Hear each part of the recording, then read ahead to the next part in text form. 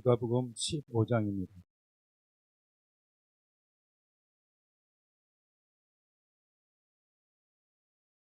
(15장) 1절로 10절까지입니다. 누가복음 15장 1절로 10절 같이 합독하겠습니다.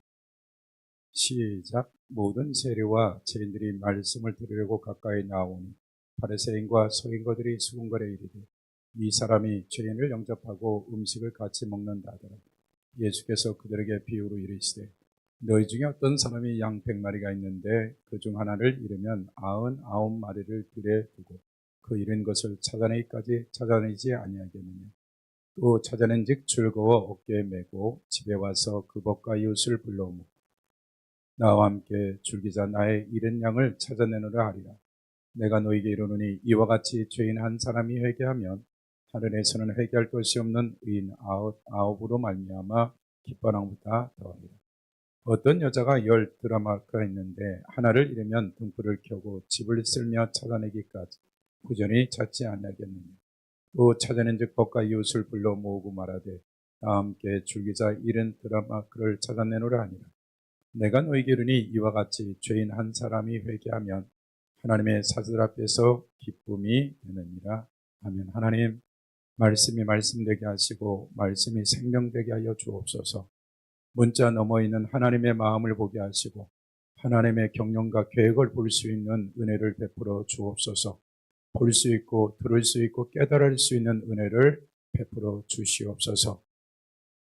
주의 중에 하나님 말씀을 선포하는 자리에 섰사오니 성령님 도와 주시옵소서. 감사드리며 예수님의 이름으로 기도했습니다. 아멘. 우리가 이제 계속 보았던 말씀들이죠. 그래서 유다가 609년의 1차와 597년, 586년, 그래서 582년에 걸쳐서 이제 이때 솔로몬 성전이 무너지고 이제 이 70년이라는 긴 세월의 포로기라는 세월을 지나게 되어지는 이와 같을 때, 바벨론의 포로에 끌려갔을 때 그들이 우상을 버려야 되는 것들도 알았고, 또 한 가지는 그들이 포로로 끌렸을 때 구전으로 내어오던, 암송으로 내려오던 성경을 이제 글로 만드는 작업들을 시작하여져서 이제 오경을 먼저 이제 우리가 지금 보고 있는 이와 같은 성문화 작업을 시작하는 것이 바벨론 포로에 주었던 은혜들이죠.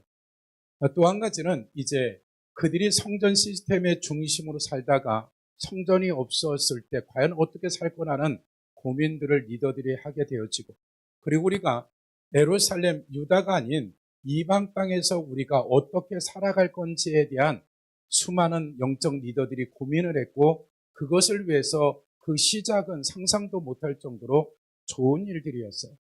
우리가 바벨론에 수많은 음식이 있는데 어떤 것은 먹어야 되고 먹지 말아야 되고, 이 바벨론의 직업 중에서 이런 직업은 가져야 되는지 이렇게 상세할 정도로 이와 같은 것들을 일일이 체크하고 성경적 기준을 가지고 찾아내는, 이것이 우리가 지금 알고 있는 구약의 주석서인 탈무드죠.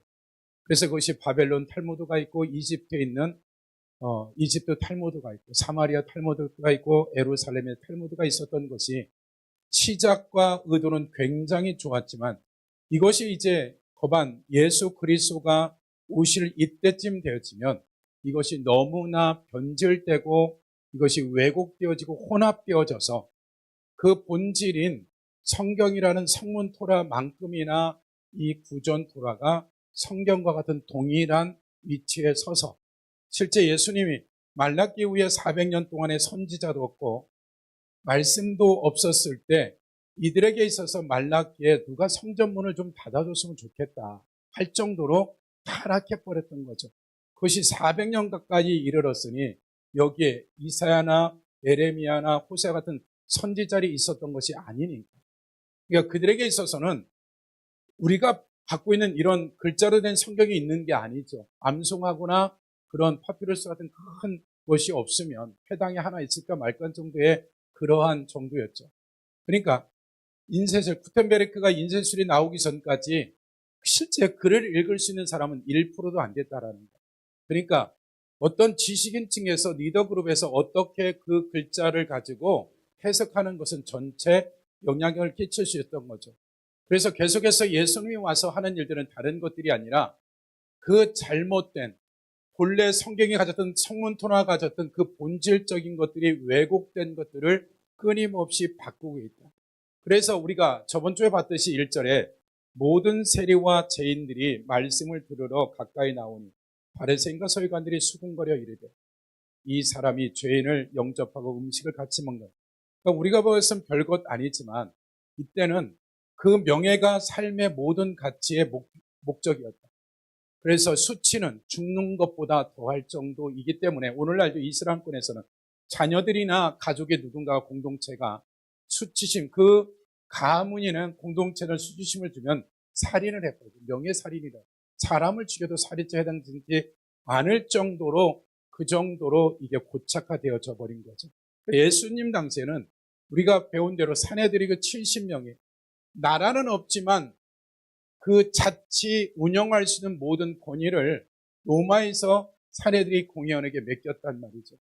그들이 갖고 있는 70명이 갖고 있는 이 70년과 관계된 모든 사람들이 그 유대 전체의 정치, 경제, 사회, 문화의 모든 영역에 카르텔과 같은 영향력이었다는 거죠. 여기에 들어가는 자체가 그 가문이, 그 개인이, 그 자녀의 자손들이 보장되는 삶을 될 정도의 시스템이 완벽하게 그들 나름대로의 그 누구도 들을 수 없는 구조를 만들어 놓은 거죠. 이 구조를 예수 그리스도가 와서 하나씩 하나씩 말씀을 가지고 정리하는 것들이죠. 그래서 예수 그리스도가 실제적으로 우리가 저번 시간에 배웠듯이 좀 복습해 보면 회개는 우리가 회개하라 천국에 가까웠다라고 했을 때 예수님 당시에 이스라엘 백성들의 회개할 수 있는 시스템들이 개인으로 봐서 1%도 안 됐을 거예요. 정말 소돔과 고모라 같고 짐승, 소와 나귀처럼 되어져 있는 그들의 상태에서 어떤 소리가 들리겠어요? 그러니까 성경에서 뭐라고 해요? 들어도 듣지 못하고 보아도 보지 못하고 지적인 장애자가 아닌데도 불구하고 깨달지 못한다는 얘기를 하는 거죠. 그러니까 전능자가 와서 가르쳤는데 얼마나 잘 가르치겠어요.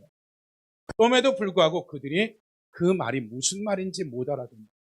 무리들이 앞에서 운동병이 고쳐지고 그들의 가지고 있는 잘못된 문화나 종교적 습관들을 보여주는데도 그 마지막은 무리들이 어떻게 돼요? 종교 지도자들 같이 예수를 못 박는데 내주는데 동참을 해버리는 거예요. 그러니까 전체적인 상태가 완전히 시스템 상태가 망가진 거다. 그나마 이들은 성경이라는 것이 있었고 그들에게 선지자가 있었고 모세가 있었고 이들에게는 12 제자가 있었고 성경이라는 것이 있었지만 이방인인 우리에게 있어서는 아무것도 없었어요. 우리는 오직 우상 말고는 하나님의 자리에 모든 우상이 들어가서 그것이 하나님인 양 그에게 아침에 눈을 뜨면 물을 떠놓고 빌기도 하고 이와 같은 것들이 우리나라가 갖고 있는 우리나라뿐만 아니라 모든 이방인들이 갖고 있는 것을 원수마귀가 하나님의 자리에 그 자리에 돌로서 나무, 목각으로 모든 것을 차지했던 그 시스템 안에서 우리가 예수를 믿게 되는 게 은혜라고 하지만 이건 기적의 기적 같은 일들이 벌어진 거죠. 그래서 내 부모가 모태신앙일지라도 그들이 인격적으로 하나님을 만나는 그들이 인생 가운데 10년, 20년, 30년이 걸리는 거죠.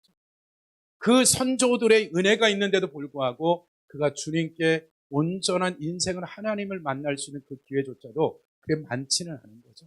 그래서 죄인들을 찾아왔다라는 얘기는 회개가 나로부터 출발되는 것이 아니라 예수 그리스도의 하나님의 사랑으로 말미암아 이때서부터 600년 가까이 타락했는데 주일날도 얘기했지만 이대로 뒀다가는 이스라엘 민족조차도 멸절할 거라는 이대로 놔두면 0.1%, 2%에 남아있는 그들의 자손의 자손이 넘어가게 되면 그나마도 이제 완전히 씨가 말라버릴 거라는 거예요. 그래서 누가?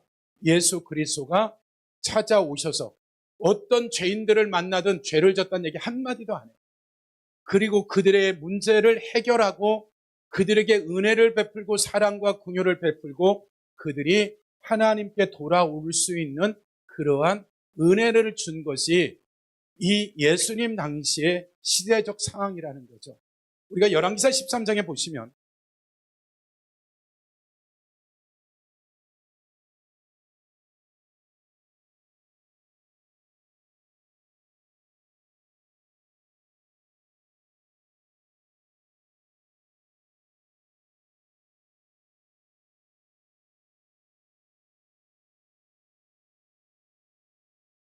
13장 1절에 보세요.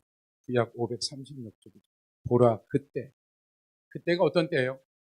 여로보암이 북이스라엘 10지파의 왕이 되어져서 하나님이 솔로몬의 타락으로 말미암아 10지파를 나누어 주고, 그리고 다윗에게 주신 그런 언약을 주고, 그가 스스로 구테타를 일으킨 것이 아니라 선지자가 와서 너가 이제 다윗 이후에 네가 북이스라엘의 왕이 되겠다라고 아이야라는 선지자를 보내서 그가 예언하라고 예언이 그대로 이루어지고, 실제 이루어졌을 때 그들이 원했던 것은 정말 하나님이 이 여로보암을 통해서 또 다른 역사를 이루기를 원했던 거죠.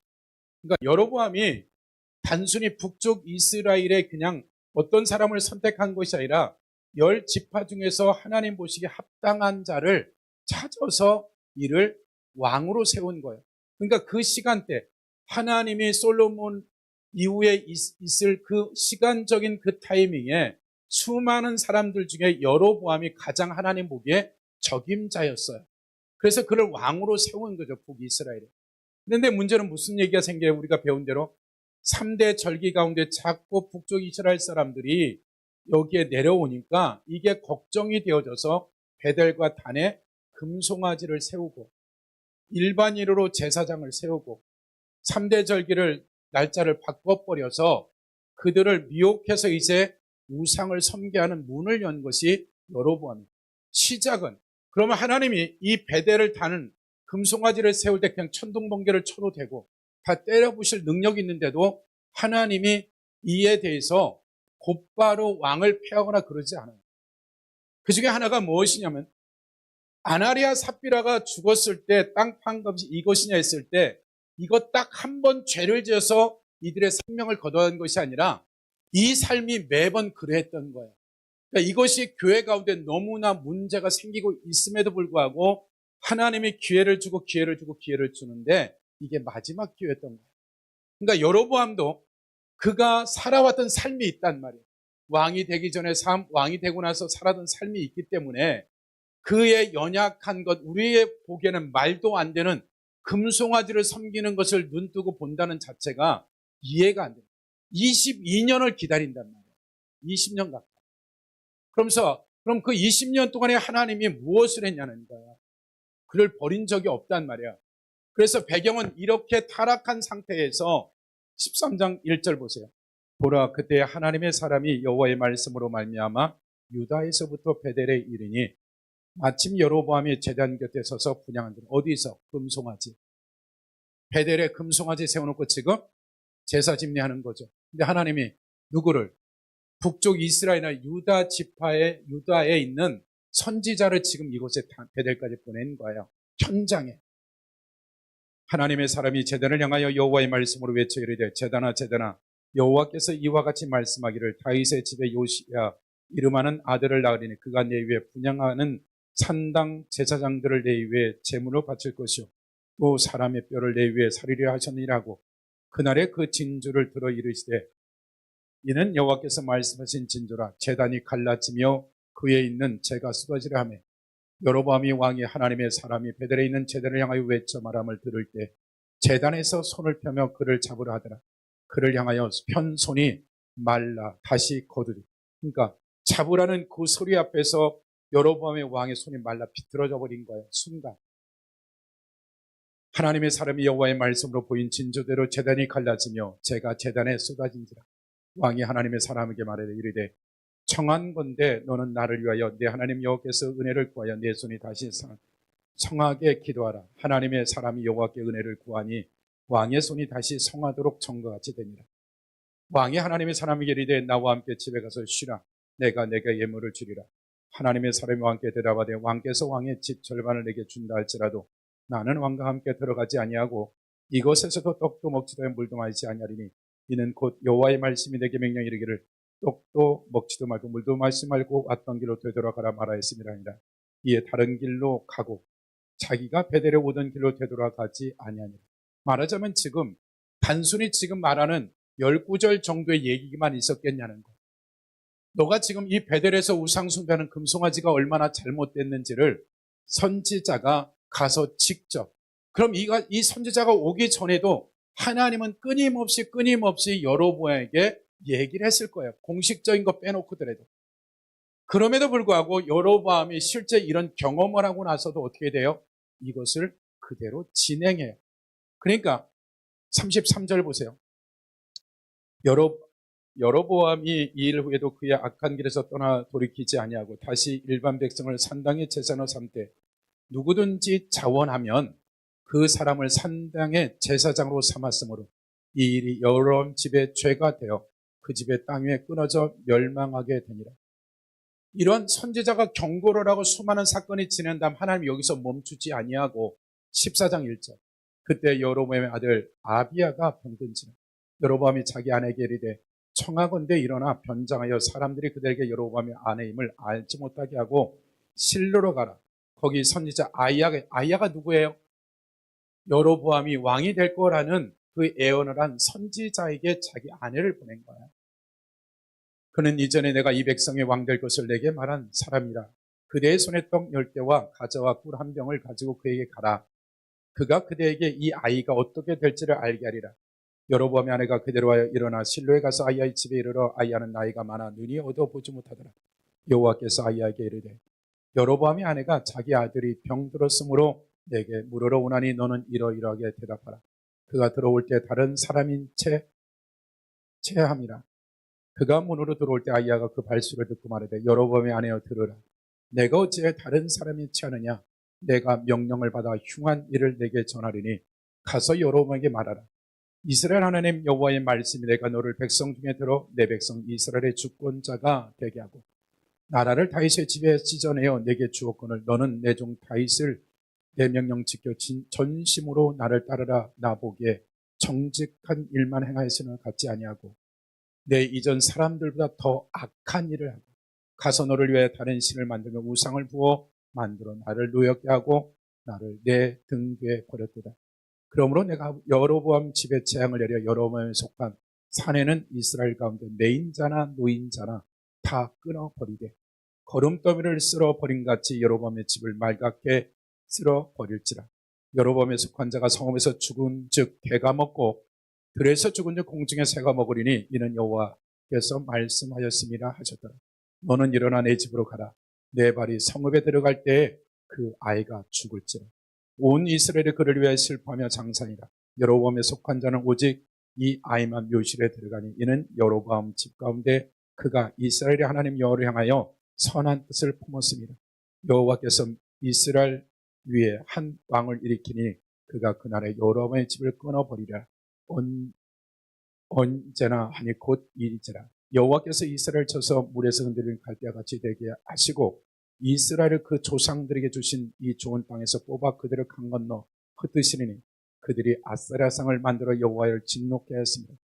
여호와께서 여로보암의 죄로 말미암아 이스라엘을 버리시니 이는 그도 범죄하고 이스라엘의 범죄하였음이 아니라 여로보암의 아내가 일어나 디르사로 돌아가서 진분 지방에 이르렀을 때 그 아이가 죽은지. 그러면 지금 우리가 지금 이 사실들을 성경은 지금 여로보암이 왕이 되고 유다의 선지자를 보내서 경고하고 그 사이에 수많은 경고를 해도 안 되니까 또 하나 그 자녀의 생명을 그냥 걷어가 버리는 거죠. 하나님이 여로보암에게 이와 같은 죄를 지었을 때 하나님이 금송아지를 섬기는 이 죄악이 얼마나 큰데 나라 전체를 손두르째 원수에게 바치는 죄악인데 하나님이 심판할 수도 있고 징계할 수도 있는데도 불구하고 계속 어떻게 해요? 그를 설득하고 이해시키고 가르치고 있는 거죠. 오다가 들으니까 왜 네 자식이 죽는지 그 아내에게 구체적으로 설명하죠. 그럼 최소한 이 아이가 죽었을 때 여로보암이 돌이켜야 되는 거죠. 근데 돌이키지 않아요. 그 시간들이 여로보암이 왕이 된 지 22년 뒤에 그 아들 나답이 왕이 돼요. 그 아들한테도 2년의 기회를 주는 거죠. 그러면 우리가 이사야서 1장으로 다시 가보시면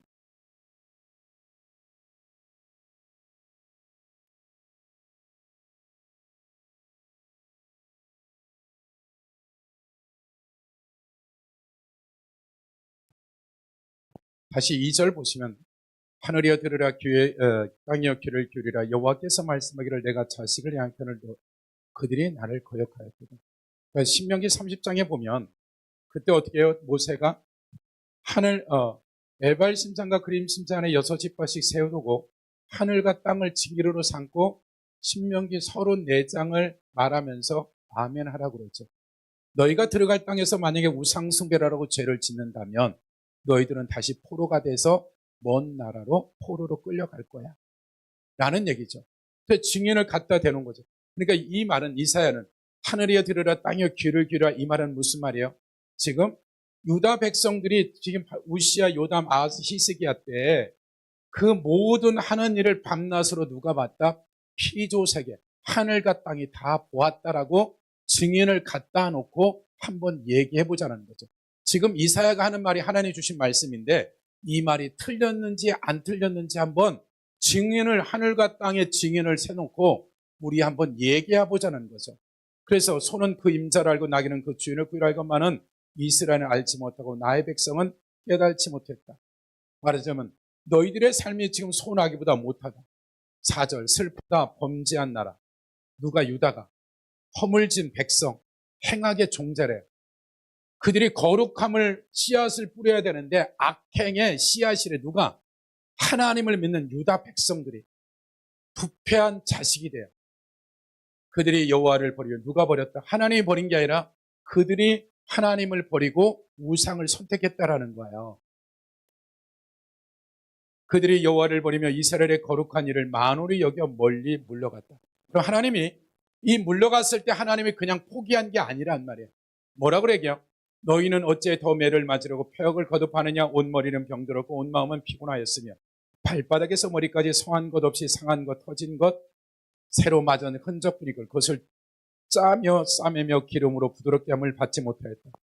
그러니까 하나님은 이들이 이런 죄악 가운데 있었을 때 상황, 형평, 질병, 경제 수많은 것을 자녀들을 통해서 계속해서 돌아올 수 있도록 그들의 각자의 삶의 믿음에 걸맞게 계속해서 선지자를 보내고 환경과 상황들을 보내서 각 개인과 가정을 설득하고 이해시키는 작업을 끊임없이 했다라는 거예요. 뭐하고 있는데 소나기보다 못한 그들이 오늘날처럼 주의를 지키고 절기를 지키고 금식을 하고 철회를 하는데 삶은 개판인 거죠. 그들을 향해서 이렇게 설득하고 이해시켰다는 거예요. 우리가 배운 대로 9절 보세요. 만군의 여호와께서 우리를 위하여 생존자를 조금 남겨두지 아니했더라면 우리가 소돔 같고 고모라 같았으리라. 너희 소돔에 가는들아 여호와의 말씀을 들을지어다. 너희 고모라의 백성아 우리 하나님의 법에 귀를 기울일지어다. 예화가 아니죠. 그들이 이미 동성애가 아니라 수관을 할 정도 이상의 죄악 가운데 있는 너희들의 이 상태에서도 주님은 어떻게 돼요? 이들을 지금 유황불로 쓸어버려도 되는데도 불구하고 하나님의 사랑은 여전히 계속해서 너희들의 영적, 혼적, 육적 상태가 어떤지를 영어나 이상한 말로 하는 것들이 아니라 그들의 언어로 지금 사람을 통해서 지금 설득하고 있는 거예요. 기다려주고 있고. 그러면서 우리가 뒷장에 가보면 16절 너희가 스스로 씻으며 스스로 깨끗하여 내 목전에 너희의 악한 행실을 버리며 행악을 그치고 선행을 배우고 정의를 구하며 학대받는 자를 도와주며 부활을 위해 신원하며 가부를 위해 변호를 하셨느니라. 여호와께서 말씀하시되 오라 우리가 서로 변론하자. 너희 죄가 주홍 같을지라 눈같이 이어질 것이요 지름같이 붉을지라도 양털같이 이가 되리라. 너희가 즐겨 순종하면 땅에 아름다운 소산을 먹을 것이요.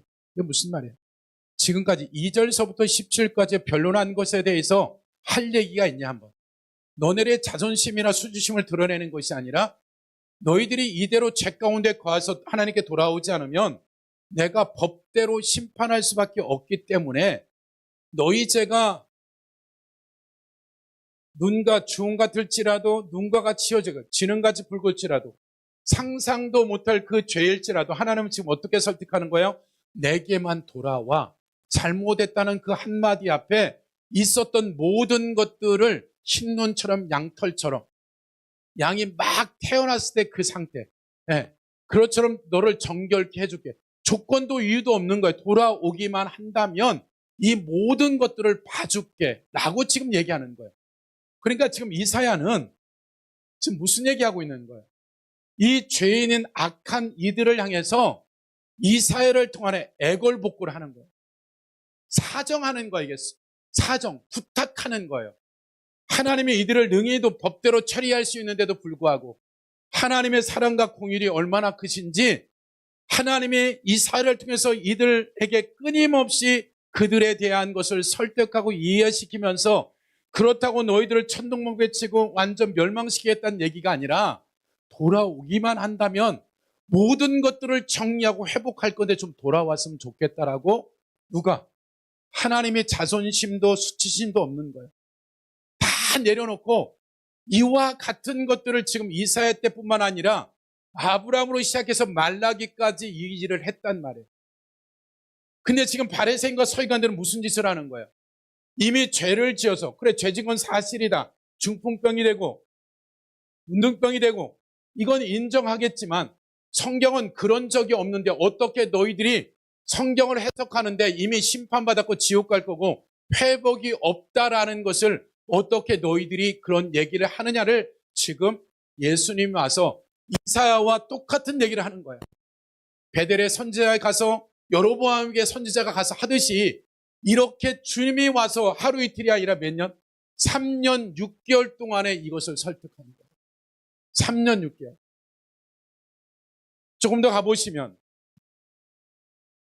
그래서 이제 20절 보세요. 너희가 거절하면 배반하면 칼에 삼켜지리라. 여호와 입의 말씀. 선택하라는 거예요. 지금 굉장히 위험한 상태에 와 있는데 소돔과 고모라고 짐승보다 못한 삶을 사는데 너희들에게 지금 기회가 있어. 돌아만 와주면 없던 걸로.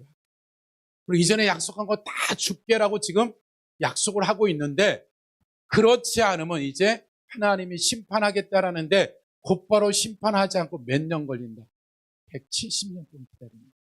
에레미야 때 가서야 바벨론 포로로 끌려가는 거야.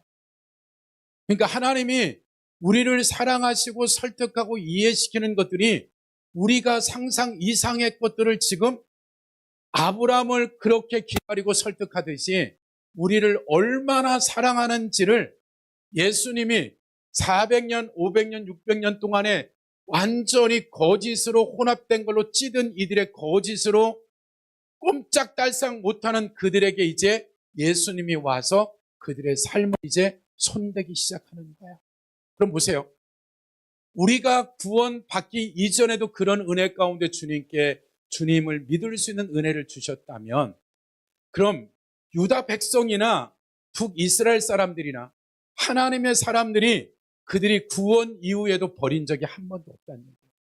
그들의 삶이 얼마나 망가지든 원수가 끝났다고 하든 우리의 코끝에 숨이 붙어 있는 이상 내가 암에 걸려서 죽을 적에 왔을지라도 여전히 하나님은 우리에게 있어서 하나님께 돌아올 수 있는 여력과 은혜가 있다. 내가 사형 선고를 받은 말기 암환자일지라도 하나님은 1시간만 해도 10년치의 은혜를 줄 수 있는 능력도 있고 그 사랑이 있다라는 거예요. 그러니까 우리가 하나님을 절대 신뢰하고 하나님이 얼마나 나를 사랑한지를 내가 알게 되어지면 하나님은 언제든지 유다 백성들을 향해서 소나기, 소돔과 고모라 같은 이 유다 백성 혈통적 유대인만이 아니라 예수 그리스도의 핏값으로 구원된 모든 사람들을 지금 이사야가 유다 백성들을 설득하고 이해시키듯이 애달듯이 하나님은 우리를 향한 이 애달음이 우리가 상상할 수 없을 정도로 하나님은 많이 계시는 거예요. 또 하나는 우리가 어떤 죄라는 이 문제의 설정 자체를 우리의 교회는 다른 교회보다 예배를 괜찮아. 나는 다른 사람보다 조금 괜찮아. 이것은 내 기준이에요. 내 기준. 만약에 하루에 5시간씩 기도하는 사람이 성경적 기준으로 가면 어디로 가야 돼요? 사무엘에 갖게 돼야 돼요. 기도를 쉬는 게 죄래. 이게 이해되는 사람이 있어요. 저도 이해합니다. 기도 안 하는 건 죄가 아니라니까, 우리는. 근데 사무엘이 기도자로서 들어가 보니까 기도 안 하는 게 죄야. 이유가 있겠죠. 기도 안 하면 죄지니까 그렇겠죠. 그보다 더 깊은 내막이 있는 거죠. 사무엘의 기준을 갖게 되면 내가 기도를 많이 한다고 할 수 없어요. 무슨 얘기냐면, 죄라는 얘기가 살인하고 간음하고 도둑질하고 거짓말하고 이런 것도 죄지만, 내가 알고 있는 말씀의 기준이 그것이 내 기준 안에서 성경적인 100%가 아니라 75%면 25%는 섞인 거예요. 우리가 짐지는 거 바르소나 프로테온 배울 때 뭐라 그랬어요? 내가 누군가에게 매일 일주일에 밥을 한 그릇씩 5년을 사줬다. 근데 이 인간이 나를 5년 동안 밥을 한 번도 안 사줬다. 하나도 섭섭하다, 안 섭섭하다. 애매한 것 같아. 조야, 그럼 좀 더 가봐요. 5년을 사줬는데 옆집에 어떤 집사님은 밥을 자주 사주더라. 기분 좋다, 안 좋다? 좋다, 할렐루야. 그러니까 내가 이렇게 했는데, 나는 하나님 뜻대로 이렇게 했는데 내 마음이 섭섭이 들어오는 것은 뭔가 아직 100%가 안 되는 거예요. 하나님 걸 5년 줬으면 옆에서 떡을 사두든 아이스크림을 사주든 뭘 사줘도 마음이 전혀 상관없어. 그래, 내가 잘 먹였구나, 얘를. 그러니까 얘가 이제 나한테 배워서 하는구나. 성장했네, 이럴 거지. 내가 지나가는데 그 아름다운 비싼 뷔페 호텔에서 어떻게 저 집사님이랑 둘이 밥을, 나는 안 사. 나중에 알고 보니까 내가 밥 먹였던 이분이 밥을 사줬대. 그 비싼 5만 원짜리 12만 원짜리 뷔페를 사줬대. 5년 동안 내가 밥을 사줬는데 20만 원짜리 사줘도 행복하다, 안 행복하다? 야, 내가 저렇게 먹였더니 다른 사람 먹이네. 이렇게 가야 돼. 우리는 어떻게 돼? 저 인간이 사람이야, 괴물이야. 다음 주에 밥 약속을 취소해 말아. 아니면 대놓고 전화를 해요. 밥 사라고. 열 받지 마시고. 야, 내가 이 5년을 사는데 밥 한번 사야 돼요. 가르쳐, 그냥. 속으로 죄 짓지 마시고. 예를 들어 이런 거예요. 내가 알고는 사랑이라는 것조차도 거기에는 100%가 아니라 80짜리도 있고 50짜리도 있고 20%가 있고, 잘못됐다는 건 아니에요. 뭔가 내가 지금 그것에 대한 한계치가 와서 그 환경을 통해서 나를 성장시키려고 그러는 거예요. 그러니까 우리가 죄인이라고 생각하면 지금 성경에 나온 사복음서에 나온 이 죄, 나는 상관없다고 착각을 하면 안 된다. 조금 더 디테일하게 들어가면 제자들은 죄인이다, 죄인 아니다. 12제자들. 인생을 걸어서 다 던지고 쫓아갔어. 근데 목적이 어디 있다? 한 자리 하는 게 목적이었어. 그러니까 배신 때리는 거지. 그 시작 자체가 12제자가 잘못됐어. 네? 근데 자기네들은 나름대로 뭐 베드로는 성질이 급해가지고 불을 내려서 죽입시다, 뭐 이렇게 나오잖아요. 하늘에 번개를 내려. 네? 그러니까 하나님의 12제자에게도 우리가 알고 있는 보여지는 죄성들보다 내 안에 잠복되어 있는, 내장되어 있는 그 본질 앞에 온전히 회복되지 않은 연역의 죄성들이 훨씬 큰 거예요. 그러니까 죄책감에 들라는 얘기가 아니라 내 삶의 내 한계를, 지금 내 삶에 하나님이 여전히 나를 사랑하는데 내 안에 혼합된 것을 제거하려고 하나님은 상황과 환경도 만들 것이다. 그리고 어떤 상황 가운데 우리를 내가 이거밖에 안 되는가? 이거밖에 안 되는 게 당연하지. 당연하다고 생각합니다. 그럼 어떻게 얘기해야 돼? 당연한. 내가 열심히 했는데 내 안에 저기 스물스물 혈압이 올라와. 혈기. 할렐루야. 짜증이 올라와. 네? 올라오면 어떻게 해야 돼요? 죄책감 들고 내가 이거밖에 안, 이러지 마시고, 주님, 내가 더 잘할 수 있는데 주님이 잘 안내를 안 하고 은혜를 안 줘서 그러니 내가 잘하겠다고. 좀 이렇게 뻔뻔해도 된다고요. 할렐루야. 네. 우리는 좀 뻔뻔해야 돼. 주님이 그 뻔뻔한 사람 좋아한다, 안 좋아한다? 좋아한다. 네. 좀 뻔뻔해야 돼. 그래서 여러분들이 하나님의 사랑 앞에서 죄 졌으면 뭐 초 단위로 빨리 돌아오고, 네. 그리고 내 한계에 부딪혔을 때 하나님이 나를 다루는 영역이 있단 말이에요. 아무리 죽는 날까지 다루 끝이 없어요. 그 영역 자체가. 그래서 그 영역을 다룰 때 아파요, 안 아파요? 아프다니까. 아프다니까. 그냥 편하게 예배 시간에 맞춰서 와야 되는데 최성규라는 분이 왔는데 또 시간 맞추려 뭐 이런 얘기도 있잖아요. 그렇지?